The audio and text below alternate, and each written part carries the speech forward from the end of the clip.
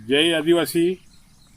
भारत के तमाम आदिवासी संगठनों को भास्कर गुरुजी की तरफ से सातपुड़ा के जंगल की ओर से जय आदिवासी।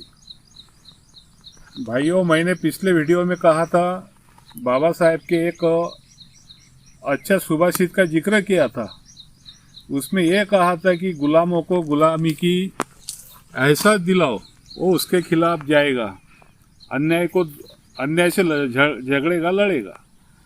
दूसरा एपिसोड मैं आज और भी देने जा रहा हूँ। हमारे बच्चे लिखे पढ़े बहुत है, लेकिन स्टेटमेंट कैसा करना चाहिए, सटीक स्टेटमेंट कैसा करना चाहिए, इसके बारे में उनको थोड़ी जानकारी देना चाहता हूँ। बात यह है कि बाबा साहेब ने यह कहा था कि किसी को नीचा दिखाने के पहले हम कितने नीचे हैं, पहले इसके विचार करो। आज भारत में एक बहुत ही बड़ा एक संगठन काम कर रहा है और उसके अंडरटेकिंग में आदिवासियों के कुछ संगठन है, जैसा बीकेडी, आदिवासी एकता परिषद, जेएस और भी कुछ। और ये समाज को टारगेट करते जा रहे हैं। भारतीय संविधान में तरतूद दी है कि अपने को अपने विचार एक्सप्रेशन करने का बहुत बड़ा अधिकार है।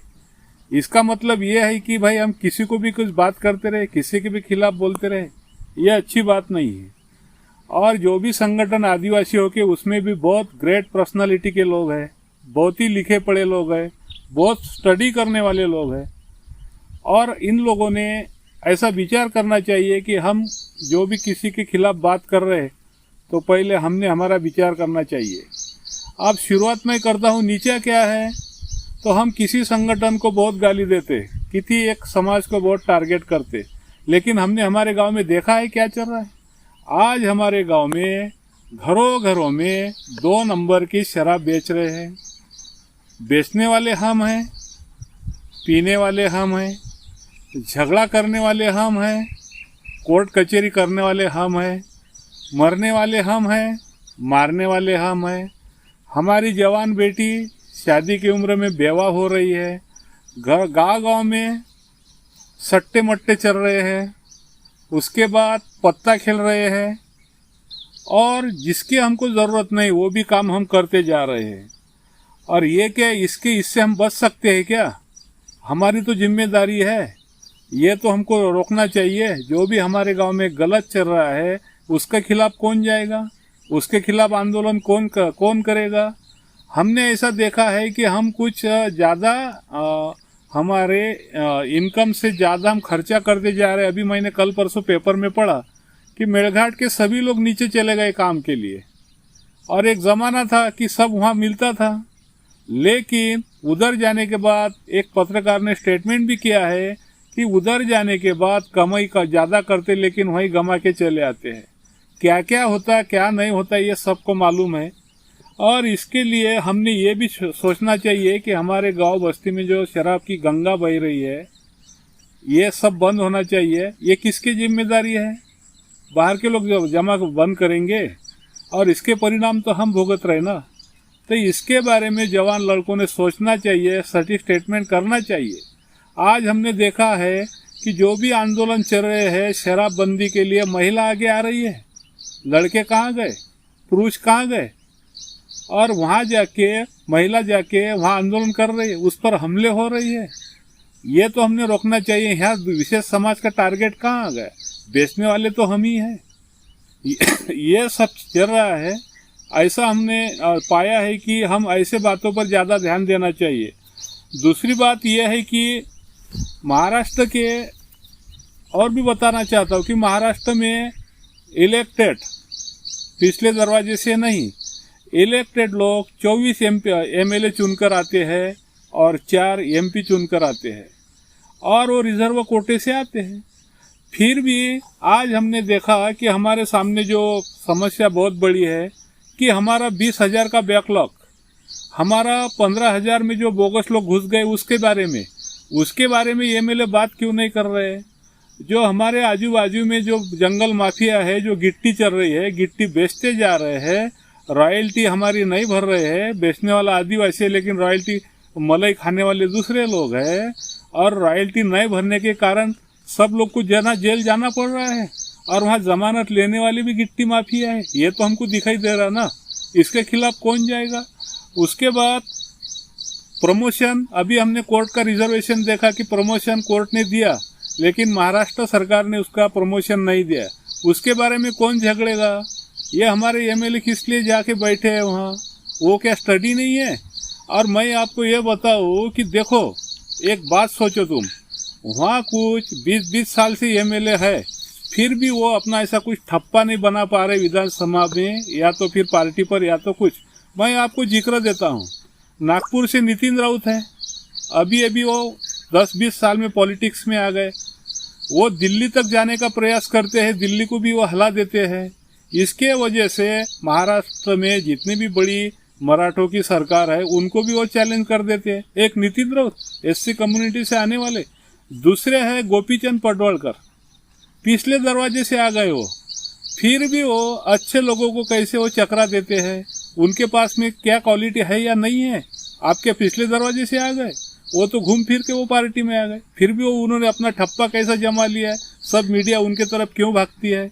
दूसरे है आकोट तालुके से हमारे दोस्त है अमोल मिटकरी, अभी 4-3 साल के पहले हमारे आकोट में भी कुछ ज्यादा पहचान नहीं थी, लिखे पढ़े पत्रकार है, बहुत अच्छा लिखान करते हैं, और उन्होंने भी एक ठप्पा बना लिया विधानसभा में। वो अजीत पवार के बहुत ही नजदीकी आदमी बन गए और तमाम लोगों को फेस करते, अभी के लड़के, जवान लड़के। उसके बाद चौथा नाम लेता मैं जितेंद्र आव्हाड। जितेंद्र आव्हाड जो है, जो महाराष्ट्र सरकार में सितंबर में जो सरकार चुनी गई थी, तो 1 महीने तक 1.5 महीने तक सरकार वहां नहीं बन पा रही थी। जितेंद्र आव्हाड एक एमएलए, वो 150 एमएलए को वहां शपथ दिलाते हैं, और उसके हिसाब में शरद पवार हो या उद्धव ठाकरे जी हो, वो हाथ आड़े कर लेते, शपथ लेते। जितेंद्र आव्हाड ये कर सकते हैं, गोपीचंद पडवाल वो कर सकते हैं, अमोल मिटकरी वो कर सकते हैं, नितिन राउत वो कर सकते हैं। आपको क्या हो गया भाई, आप क्यों नहीं करते, आपको क्या परेशानी है। तो ये सब आप लोगों ने करना चाहिए, ये सब आप लोगों ने करना चाहिए। और दूसरी बात यह है, तो उसमें हमने ये देखा है कि ये सब हमारे प्रॉब्लम है। तो मैंने पिछले बार भी बच्चों को कहा था कि देखो, कुछ मुद्दे बनाओ, वीडियो बनाओ, और वीडियो बना के ये सब तुम अपलोड करो, डाउनलोड करो। आज हमारे पास में भाषण सुनने के लिए कुछ नहीं, लेकिन हमारे पास में एक कम्युनिकेशन बहुत अच्छा है, और ये कम्युनिकेशन होने के नाते आपके विचार वहाँ तक जा सकते हैं, और अपने विचारों को आप सटीक से रख सकते हैं। और अगर ठीक है, मैं मानता हूँ बाकी के लोगों को आपके भाषण की ज़रूरत नहीं, तो हमको भी कोई ज़रूरत नहीं है। हमारे देश में 10 करोड़ आदिवासी है, सब एक दूसरे से जुड़े हैं, और उन तक विचार जाने चाहिए। और मैं फिर आखिरी बार और कह रहा हूँ कि आप हिंदू धर्म को इतना आप अपोज कर रहे हैं, मान लिया हमने कि हमारा भी कुछ ये नहीं है, लेकिन जो हमारे बाजू में जो चर्च खड़े हुए हैं, जो मस्जिद खड़े हुए हैं, उसके बारे में आपका क्या ख्याल है। Hindu is a not religion, supreme court ने कहा, ये मानता हूँ, मैं भी पढ़ा लिखा हूँ, मैं भी समझ सकता हूँ। Hindu is a not religion, there is a living of life style. इस हिसाब से हम जी रहे हैं। हमारे पूर्वजों ने गांव के आजू बाजू में कुछ माता देवताएं बनाए, उसके भरोसे हम जी रहे। आपने देखा कि मुस्लिम कम्युनिटी में परिवार तो बहुत बड़े उनके, फिर भी वो अपने से अच्छा क्यों खाते हैं, और वो परेशान क्यों नहीं है, उनमें आत्महत्या कहाँ है। तो कारण यह है कि उनका कुछ अज्ञात शक्ति पर भरोसा है। हमने भी हमारे पूर्वजों के बताए वो अज्ञात शक्ति पर भरोसा रखना चाहिए। हम उठे सूटे किसी एक समाज को टारगेट नहीं करना चाहिए। दूसरे को नीचा दिखाने के पहले हम कितने नीचे हैं इसका विचार करना चाहिए। और मैं तो चाहता हूं कि सबके वीडियो बने, अच्छे अच्छे मैसेज बने, सब तक इसका ये जाए, महिला भी आगे आए और अपना सटीक सबमिशन कैसे करे इस पर सब विचार करे। और एक बार सभी को आदिवासी कहकर मैं आपको धन्यवाद देता हूं। आगे का विचार मैं ऐसा चाहता हूं कि कोई जवान लड़के कहे कि सर मुझे इस विषय दो, मैं इस विषय पर वीडियो बनाना चाहता हूं, बहुत आपका स्वागत होगा। धन्यवाद।